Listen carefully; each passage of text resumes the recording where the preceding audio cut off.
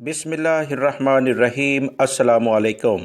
25 جنوری 2021 کے لحاظ سے سعودی عرب میں وبائی مرض کرونا کی تازہ ترین رپورٹ جاری کر دی گئی ہے، جس میں سعودی وزارت صحت کے ترجمان نے بتایا کہ پچھلے 24 گھنٹے میں سعودی عرب میں 213 کیسز وبائی مرض کرونا کے سامنے آئے ہیں۔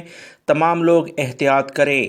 3 افراد پچھلے 24 گھنٹے میں انتقال بھی کر گئے ہیں، انا للہ و انا الیہ راجعون، جبکہ 198 یعنی 198 افراد صحتیاب ہو کر اپنے گھروں کو بھی روانہ ہو چکے ہیں۔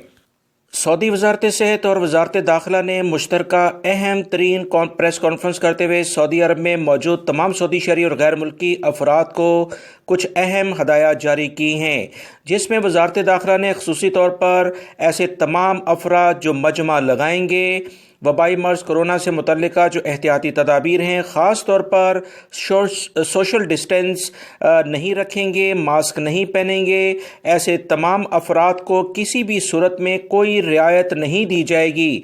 دوستو، کل سے مسلسل 2 سے 3 بار یہی بیانیہ دوبارہ سے ریپیٹ کیا گیا ہے، لہٰذا تمام لوگ احتیاط کریں۔ اچانک کسی بھی جگہ پر چیکنگ کی جائے گی، 2 دفعہ اگر غیر ملکی فرد نے خلاف ورزی کی تو تیسری دفعہ سمجھیں ڈپورٹ بھی ہو سکتا ہے۔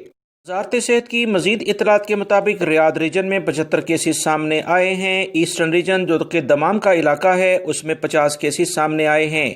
مکہ المکرمہ جس میں جدہ بھی شامل ہے 38 کیسز سامنے آئے ہیں۔